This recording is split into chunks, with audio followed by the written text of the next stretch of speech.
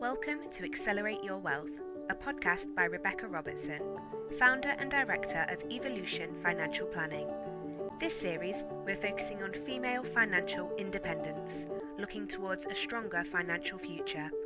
Be sure to let us know your thoughts on the show, and please do connect with us on Facebook, LinkedIn or Instagram, or head over to www.rebeccarobertson.co.uk.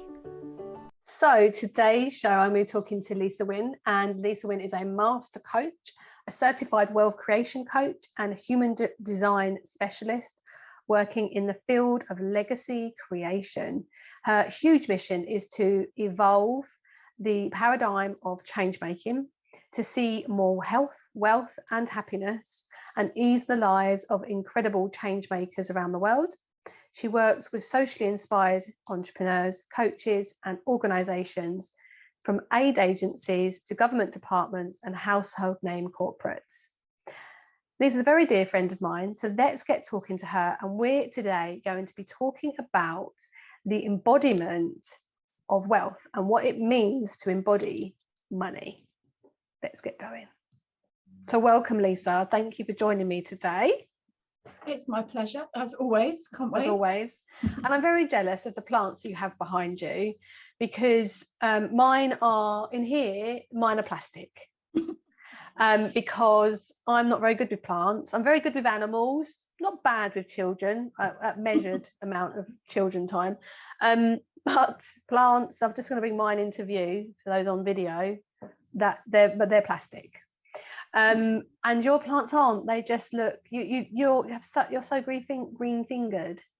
So I'm very jealous. I just, this one I got that from my little leaf. It was 6 inches tall when I got it. Yes. And what plant is that called? It's a monstera. Wow. And where did you get the little stem from? Did you nick it? No, it was a gift. It was a birthday present. Okay. So it's a long time ago then. Only a few years, not that long. Wow. They grow really fast. Monstera grows really fast. Yeah. Amazing. If you don't kill them. Don't kill them. And you've got some lovely roses in the background as well. So looking all lovely in the background. I shouldn't tell people my flowers are plastic, really. We go off on subject. I just was very jealous of your plants, so I thought I'd mention it. So we're going to be talking today what it means to embody wealth. When you come up with this title, I just thought, yes, it's just so you. It's just so Winnie, as I refer you to you, I should say. And so let's get talking. So this subject came up around alignment and around money and the saying of batching for energy matching. I seem to have said this a few times to people in my team recently, where they're jumping from one thing to the other. There's multiple things happening at once, and then they're juggling kids and family, and it's too much. So you end up not feeling calmness. And I felt this the last few days. Actually, I had a lot going on. Then I started to get a headache, and I just didn't feel right, just didn't feel great. And so batching up your time and energy matching to make sure that you are feeling comfortable with what you're doing, you're getting the job done, and then you can calmly move on to the next thing. And I feel that that's the same with money, that's the same with wealth, it's the same with our well-being, it's the same with our health, it's the same with everything. And this other saying that I really like is where energy goes, money flows. And I was talking to you before about how I thought of somebody this morning, and then I got a message from them 10 minutes later or an hour later saying, "Hi, this is me, by the way," and I didn't recognize the number, and I've just thought about them. And then there was something else similar that happened, where I was having a conversation with somebody and I didn't know how to approach something, and then they just brought it up. And it's just how, like, this alignment, when you're on the right track or something just feels good and things just happen so much more naturally. So what is this synchronicity? What is this? What does this mean? So many juicy things in there. For me, synchronicity is when you are on your path, your way. And it's so easy to think that, for instance, for some people, being calm is great. For some people are not designed to be calm. Some people are designed to be excited. And some people, if we really look at people's human design, for instance, some people are designed to move in a linear path. So you're a generator, right? So you're designed to move in a linear path and to focus on mastery. Me, I'm a manifesting generator. I am designed to do whatever the hell lights me up until it stops lighting me up and then do something else. And when you see the conditioning that happens to us when we're younger, I was always taught, stay in your lane, do the thing, get better step by steps. You're flaky, stop moving around. So I tried to be something that other people told me I should be. And then once I realized my human design, I am designed to be what other people call flaky. Because here's the thing, nobody would ever say to me that they didn't want to swap with my lifestyle. People would say, you're always flying, you're always here, you're always there. Surely you're exhausted, surely you're this. And I'd say, well, so you don't fancy what I'm doing? They're like, no, I would like to swap. So synchronicity is really where we say, not just what's our direction, what's our path, and be on it, but be aligned with how we're designed to walk along that path, or skip backwards and forwards across it. But so much things get in the way of that, right? Yeah, and the biggest thing is conditioning. Really it is. So society wants us to not shine too bright. Again, in human design terms, the heart center is also called the will or the ego center. And it's the home of both self-worth and self-love, but also the material access to the material plane. So many people who are brought up to who have a defined heart, who have a powerful, healthy ego, they're taught, don't shine too bright, don't make it look too easy, sit back, let the others have a go. And then those people have an undefined heart, with sort of looking around thinking it's not okay to feel worthy. And then so we're so deeply conditioned about what it means to be worthy, about how we should show up. And this is so important to our wealth creation. When we're in that synchronicity, when we're following our destiny, when we're aligned, when we've recognized our conditioning and let it go, then we're naturally magnetic to wealth. And then it's just about managing what comes in. Okay, so what do you mean by being energetic to wealth and it just comes in? There seems to be that's like a couple of sentences which could be like years of work. Yeah, it could be, but also with the right mentor or the right understanding of your human design, we can collapse that time. Right. So being magnetic, really, it is about, I really believe that life is benevolent, that we're meant to have everything that would make our life easy, that we're meant to have the things which allow us to make our greatest contribution. And money is just an incredible resource for that, right? Yeah. So why would the universe be set up in a way that it's difficult to make money? Yeah. That makes no sense at all. So if we were to just and I say just because, yeah, you're right, it could be years of work, or it could be, but each little step collapses time. That we come back to who we really are. So you and I, we're both different types of generator. We have a defined sacral center. We're just constantly magnetizing. But the problem is that if we're out of alignment, if we're conditioned, then what we're magnetizing is absolute, stuff we don't want. Okay. So it's about learning to magnetize what you really want, not what you can cope with.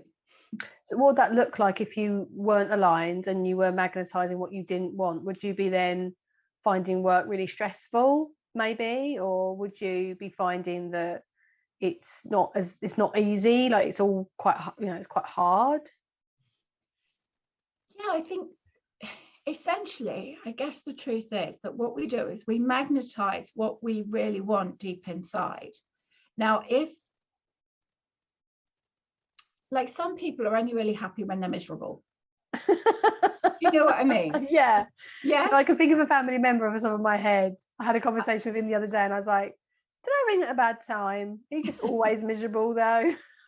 I literally nearly used one of my family members and then thought that Better I don't not. think they'll ever listen to this, but you never know. So some people are only really miserable, are really only happy when they're miserable. So at a deep level, what they're doing is magnetizing the misery. Right. I was always taught that the best people in life work the hardest. The harder you work, the more morality you have almost. Yeah. There's this morality around hard work. Yeah. So I would always attract hard work. And then I would think, well, at one level, I really enjoy it. And I would complain about it. I'm not a big complainer. I do quite enjoy hard work. But, you know, I'd be thinking, oh, I wish it was easier. But actually, I don't really. Deep down, I'm attached to it being hard. So when we can really look and say, what is it we genuinely want, not what are we conditioned to want? Yeah. Then we can align with that. So we'll create in our lives whatever it is that we actually really want in our conditioning. Yeah, and I can see that thinking back over the last year or so for myself. I can come up with a couple of scenarios where I can see that, but I had to create this, the adjustment. The biggest thing was creating the space. And I was talking to a lady yesterday who is about 8 or so years younger than me. She's got a younger child than I have now. And she runs several businesses. She's absolutely incredible. And she doesn't know what she wants anymore. She's almost been so conditioned to be on this train running at 1,000,000 miles an hour. And it came from the fact that she was, you know, reinvesting back in the business. When she first started, she was living off mates' sofas and, you know, sofa jumping. And so she's still got this mentality of the work hard mentality. She doesn't come from a lot of money. So she, you know, again, that work hard mentality kicks in again at another level. And she's reached a point where she just seems to be adding to her plate and she can't figure out why. And the thing that I said to her is that you before you can even consider all of that and add more to your plate effectively, is that you need to create some space. So I started to do that beginning of this year and later last year by getting the right team members in place and start doing more of the things that I enjoy and started doing less of the things that I didn't enjoy.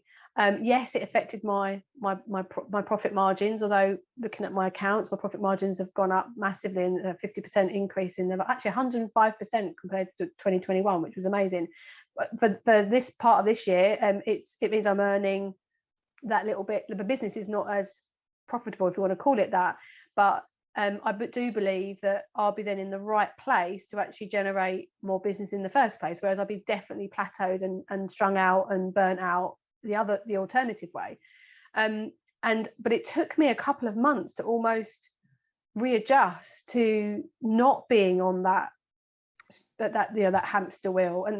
But my body almost said to me, this is really bizarre, what are you doing? And almost was trying to get me being busy again. It was almost like such a natural instinct to go, I've got to be busy, that I almost tried to make myself busy for no real reason. It wasn't doing anything that really I wanted to do. I just found myself doing stuff because I was used to doing stuff. And then once I actually started to go, stop doing that, just stop doing that, just stop doing that. And I just kept trying to create space, more space, more space. And then I relaxed. Then I could really reflect and decide what I really wanted. And I needed to start taking action by quite soon, because I was actually getting quite complacent and bored. And then as soon as I started doing the things that I enjoyed doing, and especially this week, I've had a couple of meetings this week, more around my networking, collaboration, women in business group. And they just felt amazing. It felt really aligned. It really felt like this is what I should be doing. This is so natural for me. I didn't find it hard work. But I've been 10 years in business, and it's taken me, it feels like forever to get to this point to realize that. But is that just part of the process, right? There's not an end journey, there's not an end destination. Yeah, I mean, excuse me, that I don't think there should be an end destination. I mean, apart from maybe if you're planning to sell your, an exit sales strategy right. at some point. But in a way, the worst thing that can happen is to be successful doing it in a way that's unhealthy for you. Yeah. So if, for instance, you're super successful working really hard, which of course you probably would be, because hard work does work. So if you're working really, really hard, if you're burning yourself out, if you're ruining your relationships, if you're making your health, a problem, and it's working, people don't stop. And sometimes they do more of it, because they'll tell themselves, if I can just make $1 million, if I can just get this in the bank, if I can do that, then I'll look after my health, for instance, or then I'll make time for a relationship. So, but now things are changing so fast. I think we're really recognizing that how you make money is part of how successful you are. Success in the 80s, right, was all about money. And then in the 90s is all about space. And now I think we really want to be able to have spaciousness and make more money. That actually, and this is for me, this is the embodiment piece. Yeah. If I say, this is how I'm designed to work, this is what's really fun for me, this is what lights me up. Yeah. I know that I get the biggest opportunities fall into my lap, and it feels like they just fell into my lap when I'm in coffee shops. There's something about being in a coffee shop or swimming pools. There's something about just walking away from the office, doing something else that almost gives it's that yin energy, it's the leaning back energy that gives you the space for all that yang, all that masculine do energy to work. But we're so busy in yang energy, getting stuff done, being busy, making a morality of that I think the universe is there saying, well, she seems to have got this covered, mate. I'll go and just drop something into the lap of somebody who's got space for it. She's a bit too busy. Yeah. So this is where it's finding that balance, the yin and the yang, alignment. This is the depth for me of embodiment of wealth, real wealth. Amazing. So what can people do? So those that are listening, that they probably resonated with lots of things that we've said. Is there sort of like a few things that they can start to do to start to sort of lean into that a little bit more? Or lean out of it, depending if you're yin in or yang in? So there's lots of things. I think one thing is to understand what it is that you're really trying to create.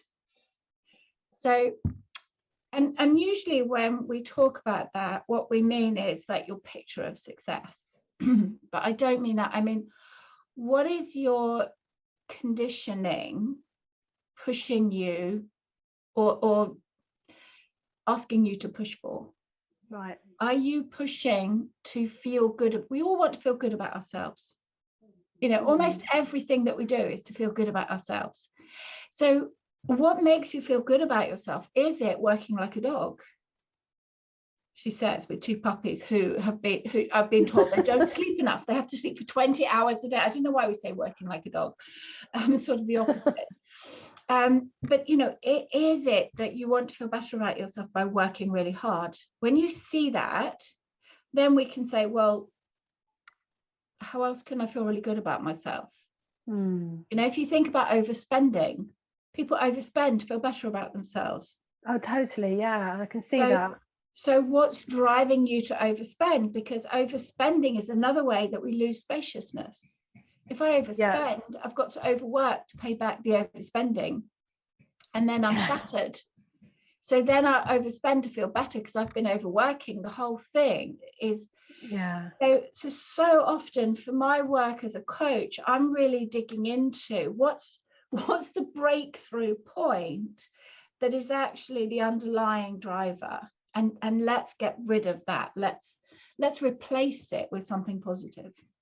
Yeah, and I can resonate with that because I used to do a lot of awards, and I wrote a book 5 years ago, and I did a TEDx talk, and I did this all with pretty much a newborn baby, and I was really wanting to win the awards, and they meant a lot to me, and I felt like it was some sort of validation, but I didn't understand at the time what was really driving it and why I was pushing for success, deemed success.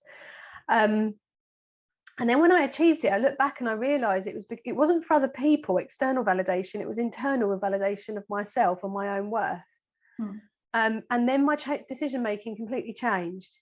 The path I took, the decisions I made, they completely changed, and I find that shifting even more again this year, about how can I serve, how can my skills help others, but I can still earn money from it. I can still, it's about the impact and the difference that I can make, but I get paid for it, and everyone's happy. And I guess that's embodiment of wealth, I guess, in a nutshell, right? Absolutely. I mean, for me, my my phrase that I use more and more these days is wealth through impact. Yeah. Because there's this whole thing about impact is something that a lot of people, particularly sort of online coaches and entrepreneurs, they've sort of got hold of this. So they want to be wealthy in order to make an impact. And there's a lot of lip service paid to it as well. And if you ask them what's the impact, they'll say, well, I want more people to have money. Yeah, but is that's not it's not really a positive impact. Those people you can have more money and feel worse about yourself. Yeah. But just having more money should never be the end goal in my mind. No. So for me, I've recognized, and I'm literally drawn this way, it's in my design, that I'm here to teach about wealth and impact. They sit either side of my human design. So for me, I know that I've been using this phrase around multiple streams of impact. Oh, okay.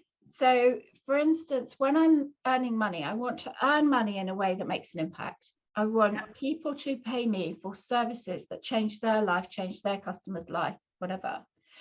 I want to, when I'm earning money, I want to pay bookkeepers and accountants that are interested in doing things ethically. You do all my investments for me, right? Because I know that you're going to help me invest ethically. Yeah. So every month, a chunk of money on the first of the month, it comes into my account from my business account. A chunk goes straight out to my ethical pension. Yeah. So I don't need that money right now. That money is working for me in the future, but in the meantime, it's changing the world for the better. And it's also avoiding doing more damage. Yeah. And then when I'm earning money, I can put some of that money into organizations like Kiva or Women for Women that I pay into every month, because they're making interest-free loans. Kiva makes interest-free loans around the world, and then the money comes back in. So I can see my money moving around the world. It's not just sitting in a bank account getting minus 0.6% or whatever. It's either it's 9.2 with inflation at the moment, minus. So I'm making these multiple streams of impact. Everywhere I look, I can see I'm buying consciously. I'm even when I've got 2 new puppies, I'm buying food for them that I can see where it's come from, that it's doing them good, but it's been sourced ethically. So when you really embody wealth, it becomes sort of like holographic. Everywhere you look, your money is making an impact, either in how you earn it, how you spend it, how you save it, how you protect yourself in the future. And it feels so good. It does, it feels like genuine abundance. And there's the embodiment, right? You can't help but just feel good in your body when you know your money's working fantastically in every direction. Yeah, and let's just touch on that feeling. And you mentioned it about spending, about feeling good. And I think this is an area that men and women, but I do find a lot with women, either if it's spending on their children, or spending on, I don't know, a new pair of shoes or something, where there does seem to be a lot of misalignment. Mm-hmm. But also what I notice is that people, those same habits, they bring it into their business, and they then, everyone uses this term, investing back in your business, where they just becomes basically a spending habit where you just literally have to have, like, you're an amazing coach and I would, you're worth every penny, but where literally you're having a new website every year, you're having rebranding every year, you've got a different coach every 5 minutes, and you're on a different program, and it's literally you've bought 20 million different courses and you haven't done any of them. Mm-hmm. That's not embodying your wealth. That's not, that's just a spending habit. Basically, that's not investing back in your business. That's just it's like a crack habit of courses and programs and things. And so you see this stuff, and but I think where the missing part is where the question that you asked is what lights you up, what makes you happy, where are you actually going to? Because if that's where the misalignment can come, and you end up a bit like I was at one point, driven down one particular path, and now I'm trying to spend not just money on my kids, but money on myself. Like, I have a spa day, and I go and get my hair cut, and I get my nails done, and they're things that vibrationally make me feel good about. I've just redone my office, and it feels so much nicer in this space. So I'm not sure what my point was, but I think it's just going back to that what you were saying around spending and aligned spending, and how as women that can be something that we were emotionally driven by the moment rather than actually reflecting around it. I think it's the level of consciousness, and again, what are you trying to do? So for me, I love getting my nails done. It makes me sit still for 45 minutes. I really love the place that I go. It's really nice. And I am on the computer a lot, or on the screen a lot. I see my hands a lot. So I love to see my hands looking nice rather than, a mess. But if I feel horrible about myself, and I think, well, at least my nails look nice, that's very different from I feel embodied in my life and I love getting my nails done. So it's this difference almost between wanton need versus desire. So when you need your nails done in order to feel good about yourself, that's actually quite a low vibration. Yeah. But if you can say, I really desire, like, I'm amazing the way I am, and I love getting my nails done, for me, that's the embodiment of wealth. It's abundance, not lack. Yeah, I can see the switch there. I can see the difference. Yeah, and I think for me personally, and everyone's probably got their own reflections on this, is that I think because I never really came from an environment where we were, I was a tomboy growing up. I'd hand-me-downs from my older brother, so I still sometimes struggle with that, in terms of, well, that's something that I desire. It's almost like, well, you don't need it, so don't buy it. That frugal lacking sort of mentality when you brought up, not necessarily if the family's got money or not, it doesn't seem to make much of a difference. It's that conditioning that you spoke of. It's quite hard to recognize the language that you tell yourself around some of those, that desire, that luxurious, lifestyle. And I see some people who, and I saw something the other day where it was a celebrity, and it was like, a Rolex watch, or it was a car of some description, and we're talking like hundreds of thousands of pounds or something. It was a really basic item, and I don't tend to judge people in that, because that's what their desires, then great. It's not my cup of tea. Like, I wouldn't necessarily, that wouldn't fill me up in the same way it may them. But there is a part of me that goes, well, that's just a waste. That's just so extravagant that it's, it's unnecessary. And you know, how is that 250, 300 grand car? Why spend that much money on something that's just a car, you know? So I've still got some work to do on that, because there's still a form of judgment there, right, around me judging others and judging myself at the same time, I think. It's interesting, because, you know, as a professional coach, I've spent 20 years teaching myself to be non-judgmental, and then I learned, like, deeper into my human design. I realized that I actually have judgment sense. I'm designed to make sense of the world through judgment, and it's really helped me to see judgment differently, because if I had £350,000 to spend on a car, there is no way I would spend it on a car. It's just not how I'm wired. It's not because I'm every time I got in that car, I would think of what I could have done with that money. And I was having a conversation with my coach about this recently, and about some of the things I see happening in the online space, and people talking about impact in terms of being able to buy Gucci handbags or Lamborghinis, or, you know, I don't want to say too many examples, because then people go, oh, I know who she's talking about. You don't, I promise, I'm just making stuff up, right? But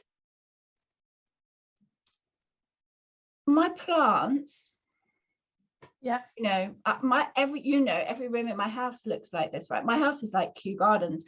You can't even see the ones that my window in front of me is adorned with trees as well. There'd be a lot of people who would look at that and say, well, wouldn't waste money on plants. You could do something else with that. So it's really interesting if we allow our judgments to run wild a little bit, and we look at luxury and we say, what do we consider to be luxury? And I found myself, like, for me, this was such a breakthrough. I live in a 3-bedroom house on my own. I mean, that's a hell of a luxury. Yeah, that means you've got room for people like me to come and stay. Exactly. I have the luxury of Rebecca Robertson coming to stay. You know, I have a garden all to myself. Well, now I share it with 2 puppies, but, you know, so when we look at what luxury means to us, I buy a hybrid car because I want to drive. I need to be able to drive where I live, but I want a hybrid, so that I'm doing what I consider to be the least damage when I'm driving. These are all different types of luxuries that, when you really look into them and you own them, you say, these are my desires, and let go of the judgments around them, you can create far greater wealth, because you're not limiting it. Right. So if we're sitting here right now and we think, okay, well, in 12 months' time, I want to be, next year, I'd like to have 4 really lovely holidays. But straight away, I'm very much a, you know, financial person, quite obviously, and I'll be saying, well, no, you can't do that because of this, and you'd need to have that much, you need to do this much. Straight away, I'm limiting it by allowing my conscious brain and I'm not sure if it's the right side of my brain, kick in. Left, is it the right or the left? I forget. It's actually old neuroscience. Yeah. It's not actually true that one side is creative and the other side is logical. Okay. But, yeah. There's a certain part of my brain, the monkey brain probably. So just let go of it, yeah. Kicks in and gives like a financial spreadsheet breakdown of, well, that's not going to happen for whatever reason. So how do you change that? Well, I guess the first thing is to look at where your desire for 4 holidays comes from. So some people want 4 holidays a year because life is so rubbish that they need to keep escaping life. Not for me, no, just because entertaining the children in the holidays, a big one, and if we go away and it's warm, there's more things for them to do. Nicer beaches, pools to swim in, they both like swimming, and there's an 8-year gap, and my teenager will be quite happy sitting on a sun lounger. So it's completely more for selfish reason. It would mean that the kids are happy, therefore mum's happy. Okay, so what you really want is 4 times a year that you can easily tap into relaxation for yourself because the children are happy and they're not stressing you to do things. Yeah. Okay. So why do you only want that 4 times? What, you mean I can have it more? I suppose there's summer holidays, Easter holidays, maybe Christmas, and a half term. I think there's maybe only 1 or 2 more half term, so maybe 6 opportunities I think a year that I could go when the kids are off school. Okay. So do you hear, like, there's a distinction, there's an argument here between your mind and your soul. Mm-hmm. Your heart and soul want to feel relaxed, for your kids to be happy so that you can feel at home and all those things. Mm-hmm. And your mind is saying, well, I think what we can do is we can manage that 3 times a year, maybe 4, and then a little bit twice. Yeah. So often what we want to do is tap into what it is our soul's really asking us for. So that you could, because ideally it would be amazing to have that feeling every day of the year, right? Yeah. And then when you go on holiday, it's extra cherry on the cake. Yeah. Got it. Yeah, I guess, I mean, I think there's this extra pressure day to day. Like, my kids have hobbies, and I'm quite every day, like day to day, they're happy, I'm happy, we've got a really good rhythm and routine. But I think the holidays can get a little bit more stressful because I've got such a big age gap, and then if I do one thing with one and I can't do the other thing with the other, that's where it's sort of, so how I can do that more in the UK.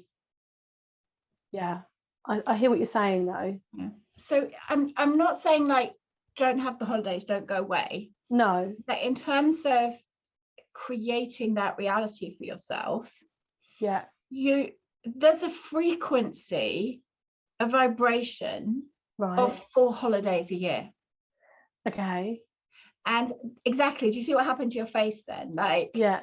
Okay, yeah, and immediately you're in it. When you think about it, there's this embodiment that happens. It comes into your nervous system, and your nervous system says, oh, hello, yes, yeah. And so now we're in this space of 4 holidays a year. That's the energy that is going to attract the reality of 4 holidays a year. Okay. How on earth am I going to create 4 holidays a year because it's so stressful in the holidays? That is not an energetic match for 4 holidays a year. Yeah. So finding ways to embody the feeling of what you want to create and live from there, move from there, the 4 holidays a year are going to fall into place. And you might even find you don't even need 4 holidays a year, or it might be 8. Your mind is making up a story that 4 is a good number. Yeah. Your nervous system and your soul want to create endless relaxation with some gorgeous holidays. Yeah, got it. Okay. So really then what that sounds like you're saying is focus on the feeling, focus on the desire, focus on sort of that end outcome, and less about how you get there. Okay, I've got that. Because, and I hope that's helped other people listening as well. It's the version of you that feels that way, that knows how to get there. Yeah, because in reality, it's doable, but your logical brain kicks in and starts to argue with you in a, I mean, it's not like I'm asking to, I don't know, buy a £500,000 luxury yacht next year. I'm not sure if I don't actually like boats that much, so there would be no point, right? Yeah, it's a bit like the 350 grand car. I'd buy a stables. If I had 350 grand to buy a car, I'd be more likely to go and buy a stables or some land and more horses. And if you had that, would you still want to go abroad 4 times a year? Probably not. No. Like, No. you see, like our soul yearns for something and our mind makes up a story about how it could be achieved. I don't know if I told you this before. I worked with this young sales guy who came to me for coaching because he wanted to own a helicopter. Right. And the reason he wanted a helicopter, when I asked him, was so that he could have more adventure in his life. And his mind had created the story that if he earned enough money to have a helicopter, then he could just jump in a helicopter and go anywhere he wanted. Yeah. And he was so adamant about this helicopter. And when we really looked at it, you know, what he wanted was more adventure, more freedom. If he'd got to work hard enough to own a helicopter, he wasn't going to have time for those things. What he quickly realized was it made a lot more sense to fly EasyJet for 15 quid or whatever, or you know, wherever he was going, for the weekend, than the helicopter. And then as soon as he realized what the helicopter really represented, of course he didn't want one. It was actually the antithesis of what he wanted. Just don't want to live a life which feels stressful all the way through the holidays, apart from when we're in the Casablanca or whatever. No. And so that's, I mean, my husband's not into the holiday thing at all. He believes in making your life like, you know, brilliant without that. But for me, it's like, yeah, I want both. I don't see why I can't have an amazing life and plus the holidays. Like, you can have both if that's what you want, of course. Why wouldn't you? But spending wise, he'd be more likely to spend on meals out and, you know, like takeaways or like that. So he's enjoying his week and he's happy. He's a man, he likes food. So, you know, anything around food. Whereas I'll forgo, you know, the takeaways or a few meals out, because if we're going to then put the money aside to go on holiday.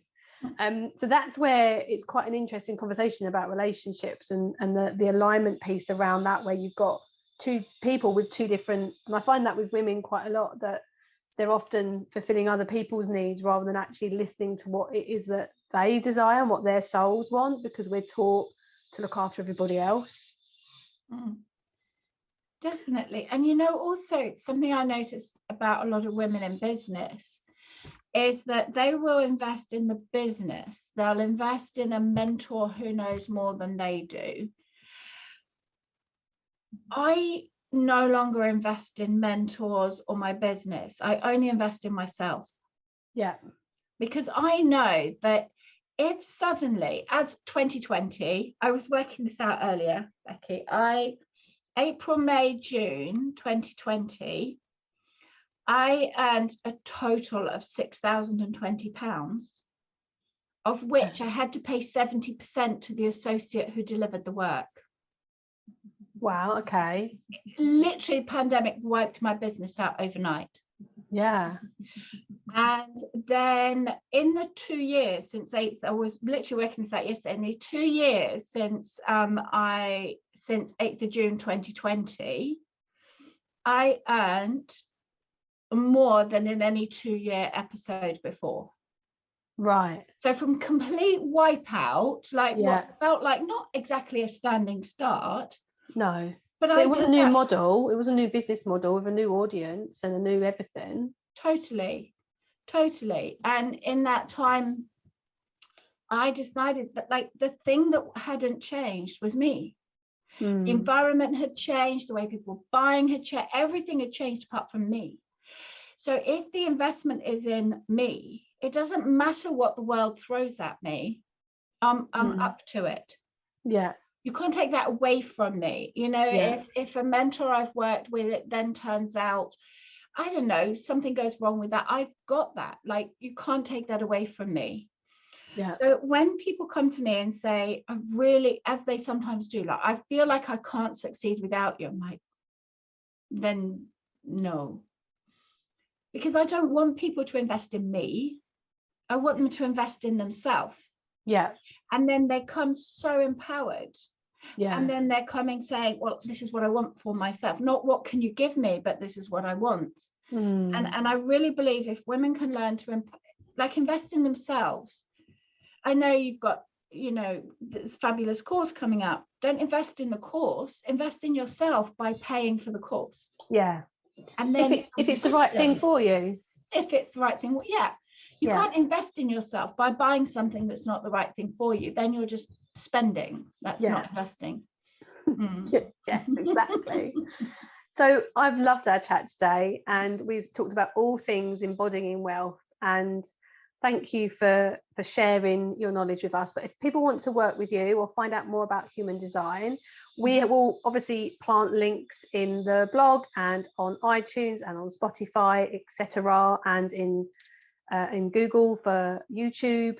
But do you want to tell us a little bit about what those links where they might be sent, and how they might want to get in touch with you? Yes, the best way probably is to come and find me on Facebook. Or my website. My website has, you can get a free, you can create a free body chart, a human design chart there if you want to. Perfect. That's where from Facebook or Instagram, you will see me talking about the different programs. I run a free masterclass most months. That's a great thing to sign up for. Come into my world, test me out free of charge, and see if you feel like the magic might be for you. Perfect.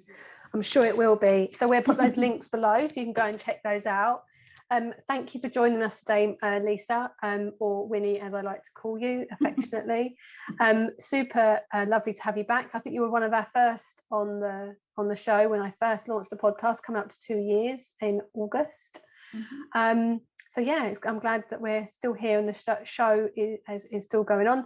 This will go out in a couple of weeks' time as this recording, and I don't know, about 3 or 4 weeks' time. So we're coming up into the summer when this comes out, and hopefully the sun will be shining more than what it is right now, because it seems to be, I don't know what, it's just been raining all the time where I am. So hopefully the sun will be out whilst you're listening to this. Thank you again, Lisa, and it's goodbye from me. Thank you. Thanks for having me. Very welcome.